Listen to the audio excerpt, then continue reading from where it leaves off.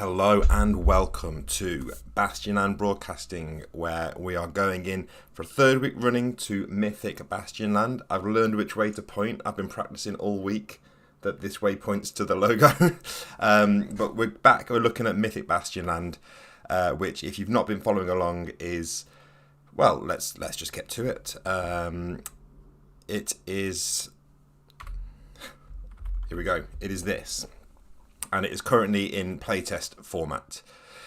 And as some people would have learned this week, the problem with having a playtest document is I'm always changing it because I am testing it and I'm trying out new ideas. And this is very much the point where it's the point where I want to try out these new ideas. That's why it's a playtest. You know, half of it's play, but half of it's test.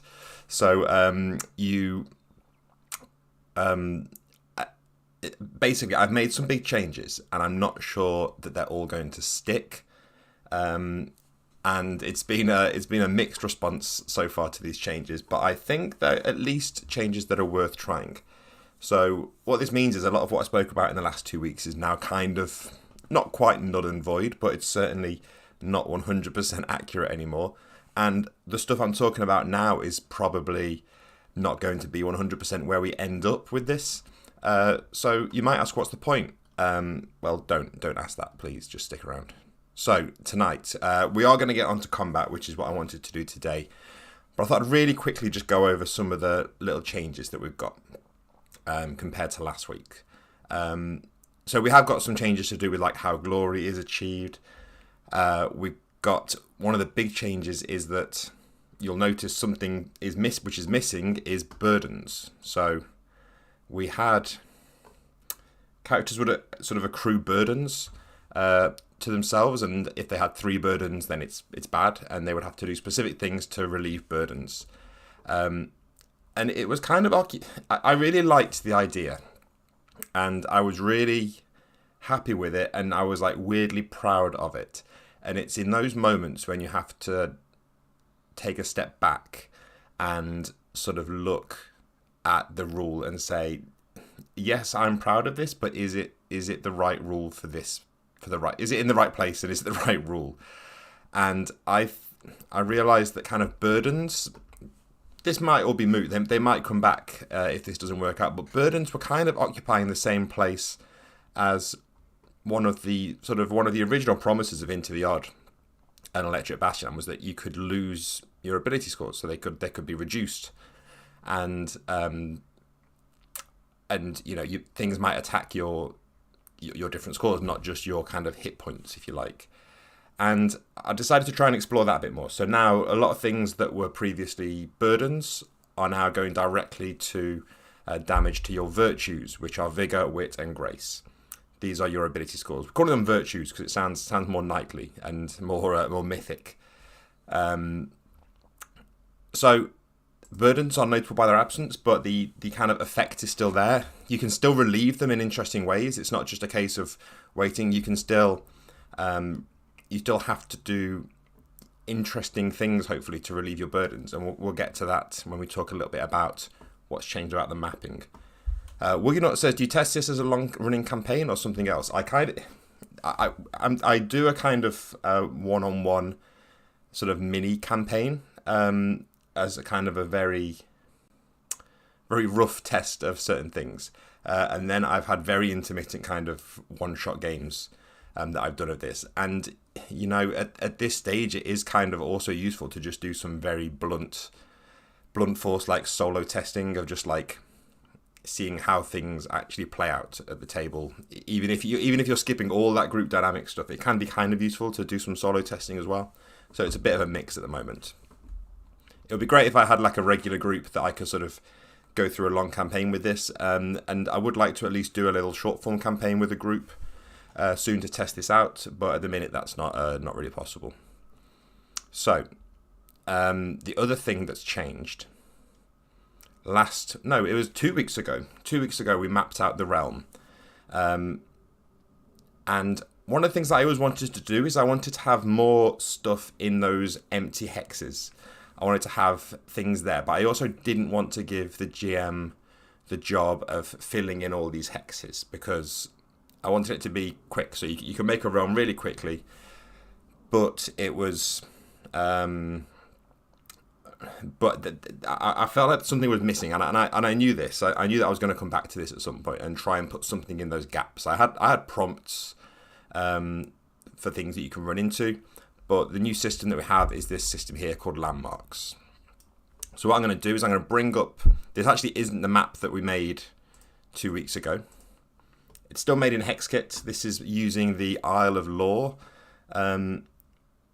hexes in HexKit software. Very much worth picking up. And this is just from when I was messing around doing a kind of island realm as opposed to a landlocked realm. So even if you're not doing the sort of 12 by 12 grid, the guidance is like between 100 and 150 land hexes should sort you out. So you can see these sites that have a letter underneath, A, B, C, and D. Where's D? Down here. These are our holdings. So these are our like walled safe settlements. And then previously we had shires dotted around, which were kind of like lesser, sort of very loosely civilized areas. But I've changed that now. So what we've got is 6 different types of landmark that we're going to put here, and we're going to just add them on to this map. I should also say these numbered hexes here are the 6 myths in the realm. So let's roll some dice, because we're going to need 66. That's 7.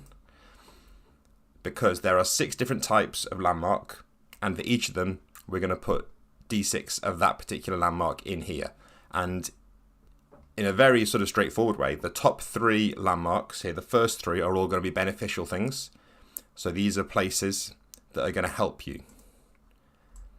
And these are the Haven, which lets you restore your vigor, a Sanctum, which lets you restore your wit, and a Monument, which lets you restore your grace. Now this is quite kind of gamey. This is like bordering on like board game levels of like it's just a straightforward like you go here to restore this. But I have also included prompts for these, so you can... It's not just that it's a haven.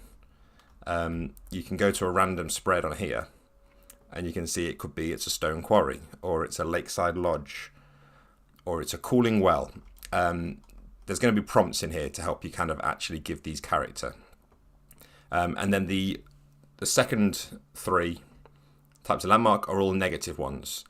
So they're like the inverse. So an ordeal is like some kind of difficult nature element. So you're going to lose vigor. Gloom is something that's going to deceive your senses, really. So you're going to lose some wit. And a vestige is something that's going to dampen your spirits. Now, these happen when you're traveling and you don't get a myth. So if you don't get a myth and you're in a landmark hex and you get a 4 or 6, ordinarily it would be all clear. But when you're in a landmark hex, you get the effect of that landmark instead. So you might not discover them first time passing through.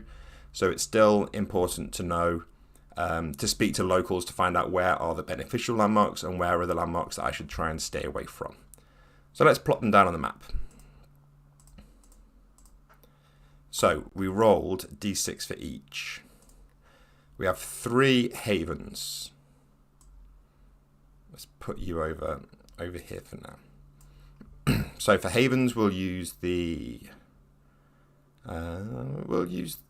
heart for our havens. So we need to put 3 havens on here.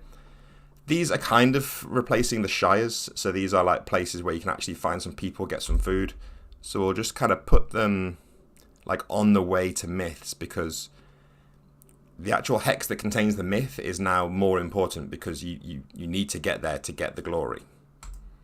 So we've got our havens scattered around. And then for our second one was our monuments. I need to learn the order. Sanctum. So the sanctums are places of calm and focus, and we rolled a 4 for them. So we're going to put 4 sanctums out here. We'll use this diamond for the sanctum. We'll use what's the most calming symbol. We'll use this bit of water, I guess. And we've got 4 sanctums. So again, we'll just kind of dot them around the realm. And then finally, monuments. We only have 2 monuments. And for all that I say that you're scattering them around, you can kind of... you can put them next to each other. We'll use a moon for the monument because it begins with M. We'll kind of put them both over here. So they're all our beneficial landmarks. And then for our negative landmarks on the bottom row, we have 6 ordeals. So these are like bad terrain. So this is a bit of a rough hex. We'll use this exclamation mark for an ordeal. Now, with the negative ones especially, it's quite nice to put them together sometimes because you then kind of going through a really rough patch. So I think we'll just say these bits of bog are both an ordeal. So that's 2. We'll put one there, 3, 4, 5, and 6. So it's good to have them near to settlements as well because then it kind of informs what the locals know about this area. So for instance, this holding up here, we can see that they've got a sanctum and a haven nearby. Well, I say nearby, a good day's travel away, but they will warn you that passing through here is risky. So perhaps there is a way through around the water or perhaps over the sea itself. So it's, I want, again, so much of what I've tried to do with the realm is to get you talking to the local people because that's how you find these interesting characters. They're always going to know the realm better than you who's just arrived here. So that is what your map might look like. And you can go ahead and sort of look at the prompts to work out what these landmarks are ahead of time, or you can just kind of generate them as needed. And they're not intended to be like full-on encounters. They are intended to be kind of things that happen on the journey. So if it is an ordeal, it could just be that you landed on it and everyone loses D6 vigor and the referee just describes, so you're passing through this bog and it's like the bog is trying to sort of swallow your feet and you have to kind of really force yourself to get through the bog, and as you emerge on the other side you're just like physically drained and you all lose D6 vigor. It can just be that. These aren't like encounters in the traditional kind of sense. There is still room for like player creativity, and through player action they might change these landmarks as the game goes on. So you could establish a new monument or a new haven, or if a haven gets overrun, you might come back one day and that haven has been completely ruined, and now it is a vestige. It's now there as like a negative influence on the realm. So they're landmarks. It makes the maps a little bit more interesting, I think. I'm pretty happy with these, and I'm pretty confident these are going to stay in some shape or form. And then I think the other big changes, I did simplify travel down a bit. Now that you've got these kind of things that happen on the journey, it does let you focus a little bit more on sort of what's going on in the holding, what happens when you get to the myth, what happens when you're encountering omens. There's a bit less focus on like saying that, well, you need to find a campsite, you need to find a route through the hex. I do like that stuff in theory, and I think it's fun to begin with, but when it sort of just becomes automatic busy work and it just becomes someone's job to say, oh well, it's afternoon, so we should set up camp. And yeah, I'm not sold yet because it's a playtest, but I think this simplified system can deliver all of everything that the other system was delivering with a little bit more streamlined nature as well. Carl Otto Christofferson asks, will there be sample hex maps in the book? I would like to at least have a sample realm in there so that people can see this is the kind of thing that it will look like. But I don't know that's something I haven't given too much thought yet. But I would like to have an example in there because I think it's all well and good explaining. I learned this with the Electric Bastionland mapping systems. There's a sort of step-by-step mapping system in there, but I think it still feels very abstract until you kind of see a finished product. So I would like to have like a finished map in there just to show what it does look like. And we're going to now move on to the thing I actually promised, which was combat. So let me bring back my dice and let me bring up my WordPad, because I'm going to do, we're not using all these guys at once. We'll put these raiders over here for now. So I thought I would just go through a real quick combat, just to show how this all fits together. In general, the combat system is the same as Electric Bastionland and extremely similar to Into the Odd. The main differences you've got are when you attack, it uses the Electric Bastionland system where if everybody's attacking one target, they all put their dice together, and in this game one person is sort of designated as the lead attacker, and they roll all those dice together and keep the single highest die. There is a little addition that I'm trying out, which is where if you roll any extra dice that you roll that have that number on it, so let's say you're rolling 3d6 and you roll 2 6s and a 1, because you rolled an extra 6, it bumps the 6 up to a 7. So there's just a little way those extra dice can help out. That's how much damage you do. Damage comes off your guard. If there's still damage remaining, any excess damage comes off your vigor. And if you lose half your vigor in one go, it's a mortal wound and you're out of the fight. And yeah, we'll do an example. In terms of the stuff that's different to Electric Bastionland, like I say, there's no save to avoid the mortal wound. Instead, it's just if you lose half in one go. So it's a little bit more predictable, weirdly. There are some extra stuff to do with like cavalry and stuff. There is a rule called Onslaught, where if you roll the highest number on the die, you get to do like an extra thing. Common examples are disarming them, shattering their shield, dismounting them, restricting their movement, or driving them into a vulnerable position. And the main sort of new thing here is the knights in this game have access to feats, and there are 3 of them. And you'll have 3 that every knight has, and then every different individual knight will have their own unique feat. For the purposes of this example, we're just going to use a generic knight who doesn't have... Let's say their feat is something that's not relevant in this situation. So this knight has access to the 3 standard knightly feats, which are Smite, which means they can roll an extra d10 on their attack, but they lose d6 vigor. Deflect means they can discard 1 damage die rolled against them, but they're going to lose d6 wit. And Rampage, which lets them make an attack, and their attack gains blast. So commonly, this is when you're like vastly outnumbered. You can lose d6 grace to sort of like hit as many people as possible, or even like take on a warband, which is like the kind of detachment of this system. So let's do it. Let's just get straight into an example. So we have a knight with 12 vigor, 7 wit, 15 grace. They have 5 guard. They have a longsword, which is pretty fancy in this world. They have a shield. One of the other changes in this system lately is that shields can be used. They contribute to the attack as well as defense, and they have some armor as well. They also have a squire who's slightly less vigorous, but they've got their wits about them, and they've got some grace and a little bit less in the way of guard, and they're carrying a shield, a spear, and some javelins.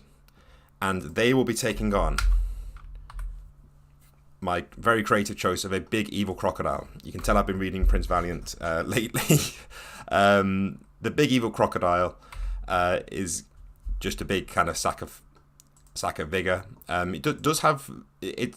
This crocodile is a very sort of witty crocodile, if you like. He's got his wits about him. Not much grace. 10 guard, 2 armor, and they can attack either with their jaws or they can thrash around for a blast attack. So let's do it. First things first. Every player character who's in the combat needs to make a wit save to see if they're sort of caught off guard. So a save, you're rolling d20, trying to get equal or less than the relevant virtue. In this case, wit, the knight is going to need to get 7 or less. They fail. The squire is going to need to get 13 or less. They both failed, so the big evil crocodile is going to get the drop on them. I'm telling you, this crocodile, he's a sneaky one. So let's say, what's the crocodile going to do? Is he going to go straight for the bite, or is he going to thrash around first? I think the crocodile is going to... If I were a crocodile in this situation, I would try and swallow this squire whole because it would be funny. So he's going to roll 2d10, and he's going to keep the highest single die. That's a 6. So the squire is going to take 6 points of damage minus their armor, which is 1. So they're going to take 5 points of damage. So 2 of that comes off their guard, and that leaves 3 points remaining, which means they're going to be taken down to 5 vigor. Now, because they didn't lose... If they lost 1 more point of damage, they would have gone down to half their starting vigor, half their current vigor, sorry. So that would have been a mortal wound. So it's not a mortal wound, but it is a wound. So the squire is kind of up in the jaws of this crocodile, and it's kind of trying to drag the squire away, but he's just managed to kind of stay upright. Now we're back with the player characters. So the squire's javelins aren't really going to get much use here. I think we're going to start with just a straight up attack. So the knight is going to jump in. These aren't my rolls, I'm just getting the dice ready. So the knight is going to attack with their longsword and their shield. And the squire is also going to come in with their spear and their shield. So we're rolling all these dice together, and we're going to keep the single highest die. Oh, beautiful. Because this example, this is perfect, because this illustrates the new rule, which is you take the single highest die, which is 6, and you're going to add 1 for every other die that matches that, like I said before. So this is actually a roll of 7, technically. So the crocodile has 2 armor, so that takes 7 damage down to 5, and the crocodile has still got his guard up. So the crocodile is kind of deflecting this with his armor, that they're hacking away at him, but it's not having too much effect just yet. Now, I think crocodile's going to keep going for that squire. He's got a taste for squire blood. So he's going to carry on with these jaws. That's not good. So that would be an 8, and it would be bumped up to 9 because there's an extra 8. So 9 damage to the squire would take their vigor. So we've got no guard left. The shield would drop it down to 8 damage.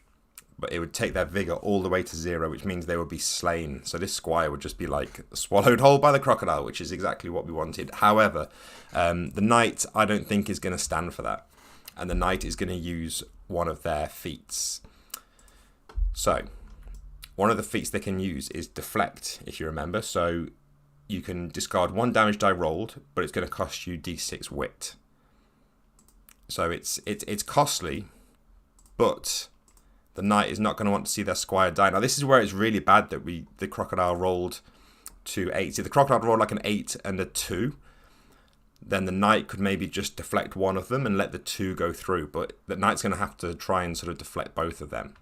So the knight's going to remove that, and they're going to lose d6 wit. 6. Okay, so they're down to 1 wit. Now, when you get taken down to 0 in any of your virtues, you are exhausted, I believe is the term. Yeah, you're exhausted, which means you're exposed and you can't perform feats. So it's really bad for a knight, because being exposed means you basically don't have any guard, or your guard becomes 0 effectively for as long as you're exposed, and you won't be able to perform feats. So we really didn't want to go down to 0. But I think, is this knight going to just let their squire get eaten by a crocodile? Let's let the dice decide. The knight's going to make a grace save. This is not a mechanic, this is just because I literally can't decide. If the knight passes their grace save, they will do the knightly thing. They do. So they are going to use Deflect a second time to deflect that 8. And they would lose d6 wit, which is 5, but it doesn't really matter because they're just down to... Where did we start? We started on 7, I think, didn't we? So we're now down on 0 wit. So we still have 5 guard, technically, if we can ever If we can restore our wit, we'll still be able to use our guard. But for now, the knight effectively has 0 points of guard and can't use any more feats. So, onto the player character's turn. They're going to throw everything in that they can. So, we'll count this as the roll. We're rolling 2d8, a d4, a d6, and another d4. So we've got a 7 at least. Now 7, interestingly, minus the armor 2 for the crocodile, that's 5 damage, which is enough to take it to exactly 0 guard. Now, when you get taken to exactly 0 points of guard, you get scarred, which you might recognize if you've played Electric Bastionland. And you go to this scar table. And this is actually how you can improve your guard, because certain scars, I think it's all of the odd numbered ones currently, all of the odd numbered scars actually give you a chance to increase your guard, because, you know, the more grizzled and scarred you get, the better you get at avoiding future harm. So we suffered, it was 5 damage, wasn't it? So gouged. Your flesh is torn deeply. When you get stitched up, you get to reroll your maximum guard on 2d6 and keep if higher. Now, it's not really relevant for enemies, but it is still useful to know. So maybe the knight has sort of really jabbed his sword in, and he's sort of like almost prying the armor of the crocodile open. Now, the crocodile is probably... the crocodile is technically still not sort of wounded in that they've not lost any vigor. But they are now they're out of guard, so they are at risk, but it's not looking good for our humans. So the big evil crocodile is going to thrash. So a blast attack means it hits everybody in the area. So they're going to roll a d8 for both targets. So first one will hit the knight, second one will hit the squire. The knight will take 1 point of damage, but he has his shield and his armor, so he has armor 2, so the knight actually takes nothing. The squire, miraculously, they have a shield, so that's going to get reduced to 2. And because they have 5 vigor, losing 2 is not losing half of it, so the squire is somehow still up and standing. So that was very lucky for these guys. The crocodile perhaps should have focused, but I think the crocodile got greedy, thinking he could have both meals. So we'll do one last attack, and we'll see how this works out. So longsword, 2d8, shield, spear. Let's roll them all. That's not good, is it? So 4 minus 2 for the armor. It's just going to be 2 damage to the crocodile. So the crocodile is still standing, and then on the crocodile's turn, we'll do the knight and the squire again. Yeah, this is worse. So the knight is going to lose 2 points of damage. The squire is going to lose 3 points, which takes the squire all the way to 0. So the squire is chomped down in a gory, horrible scene and dragged into the water, and we'll leave that combat there. So that's the very basics of how combat works. In Mythic Bastionland. So it's quick, but you have these, because you have these feats, it means that combat, especially between two knights, when they've both got access to these feats, there is still a little bit of kind of, it's not rock, paper, scissors, but there is a bit of kind of not wanting to be the first person to become exhausted, because if you lose access to your feats, you're losing access to Deflect. And if you don't have Deflect, then you're kind of more vulnerable to being smited. But if you use your smite too early, then they'll just deflect it. So it creates a bit more of this kind of dual feeling that I wanted to have when you've got knights in combat. And this is still at its core into the odd. So it's still fast combat that kind of gets out of the way. This is not D&D, agonizing over what to do on your turn, in terms of like choosing between loads of powers. The Rampage feat is kind of only really quite situational. So it's really the Smite and Deflect are the kind of two that you really need to learn. Jake Gibson says, do the players roll simultaneously every turn or only when attacking the same target? So let's say the big evil crocodile had a small, less evil croco cub. What's a baby crocodile called? And we won't actually do the combat, but let's just say that we had this smaller crocodile. Then what would happen? I don't know why I'm doing this, but I suddenly felt compelled to actually stat up with this monster. What would happen here then is you almost have to go target by target. So if the knight says, right, I'm attacking the small crocodile, then the referee kind of has to say, is anybody else attacking the small crocodile? And if nobody else is, then the knight goes alone. If somebody else is joining in, then they all pass their dice to whoever's going to be the lead attacker, and then they roll together.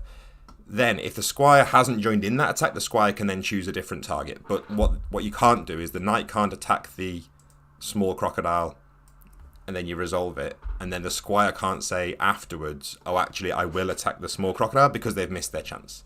So you kind of go one target at a time, if that makes sense. And it takes a little bit of getting used to. I think when I first started doing it with Electric Bastionland, I found it took a little bit. It definitely took some getting used to. But one of the changes here is that you've got like a lead attacker. So it doesn't make any difference in terms of like the numbers, but just the act of having one person who almost like holds their hands out and says, right, who's attacking this crocodile with me? And if you're joining in, you throw in your d6 from your spear and your d4 from your shield. You're throwing in your d10 from this, and I'm smiting, so I'm throwing in a d10 as well. And then you roll them all together. So it does also have a very rudimentary warfare system, and it's kind of the same. It's the same system as that is in Electric Bastionland, and I think it's the same as it is in Into the Odd. It's certainly the same idea, where you have warbands, which are large groups of combatants, and they basically can't be harmed by individual attacks. So this is where the difference between like a knight and a squire really comes in, because if you've got like a big group of, like we had this group of raiders here. Let's bring them up.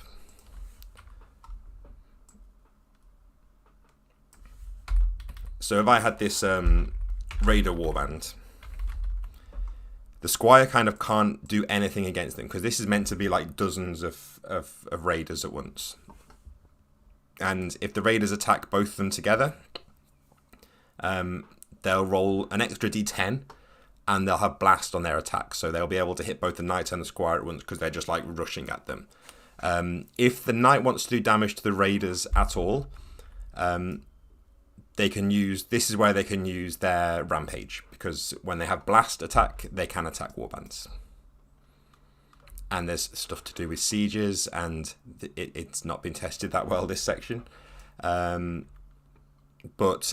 I still wanted combat to be quick. A really unhelpful phrase is I wanted combat to be quick when it needs to be quick, and detailed when it needs to be detailed. And part of sometimes with RPGs, sometimes you hit that problem when combat, it feels like it's the wrong way around. So either you're playing a combat that should feel kind of quite like it's just a passing encounter, but it's taking a really long time, or sometimes you'll play something that feels like it should be a more like spotlight moment of like it's a combat between you and like a big NPC, and it kind of just goes really quickly. So here, through the use of the feats and things like the warband system, I wanted to try and sort of allow for different combats to feel different in a way that is desirable for this kind of setting. So I think that is kind of it for all the big changes today. I think next week we will be doing something slightly different. We've spoken a lot about Mythic Bastionland. I might have some new stuff to talk about by next week. I might have abandoned this entire thing. all the changes that I've done this week, but I don't think so.